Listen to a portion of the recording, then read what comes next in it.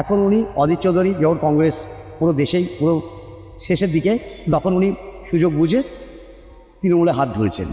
আর ওনার যে উন্নয়ন, আপনি বড় ঘুরে দেখুন কোথায় উন্নয়ন আছে, কোথায় রাস্তাঘাট আছে। মানুষ তো ভোট কবে এরকমই জিজ্ঞেস করছেন যে ভোট কবে, কারণ 5 বছর বিধায়ককে এমনিই পাননি।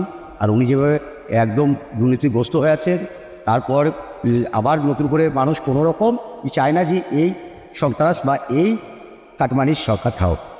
প্রথমা রজক প্রথমে অধীর চৌধুরীর হাত ধরে এসেছিলেন, অধীর চৌধুরীর হাত ধরেই উনি পরিচিত হয়েছেন। অধীর চৌধুরীর ওপর আস্থা রেখে প্রতিমা রজককে এখানকার জনগণ জিতিয়েছিলেন একসময়। এখন উনি অধীর চৌধুরী যখন কংগ্রেস পুরো দেশেই পুরো শেষের দিকে, তখন উনি সুযোগ বুঝে তৃণমূলে হাত ধরেছেন। আর ওনার যে উন্নয়ন, আপনি বড় ঘুরে দেখুন কোথায় উন্নয়ন আছে, কোথায় রাস্তাঘাট আছে। উনি যে আগে 10 বছর বিধায়ক ছিলেন, সেই বিধায়কের কোন কাজটা উনি করেছেন, এখানে কোনো কাজ করেননি। আচ্ছা, আবার তিনি স্বার্থের জন্য দল চেঞ্জ করে আজ এসছেন। তাই বড় মানুষ ওনাকে কালো পতাকা দেখাচ্ছে, ওনার নিজের এলাকা পাঁচতুবিতেই দেখাচ্ছে। ওনার নিজের এলাকায় ভোট পাবেন এটা আমাদের বিশ্বাস।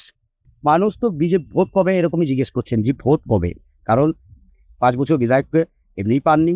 আর উনি যেভাবে একদম দুর্নীতিগ্রস্ত হয়ে আছেন, তারপর আবার নতুন করে মানুষ কোনো রকম চায় না যে এই সন্ত্রাস বা এই কাটমানির সরকার থাকুক। কারণ বেছে বেছে ঘর আবাস যোজনার ঘর দেওয়া হয়েছে, মানুষকে সুবিধা দেওয়া হয়নি।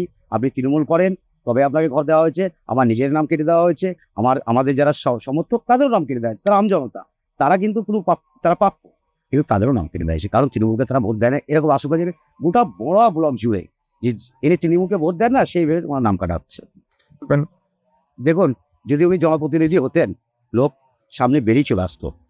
লোক চায় না যে উনি জনপ্রতিনিধি নন, উনি এসছেন মানে তৃণমূলের আবার জিতে উনি সেই কাজ কার লবে করবে, তার জন্যই সারা পাচ্ছেন না।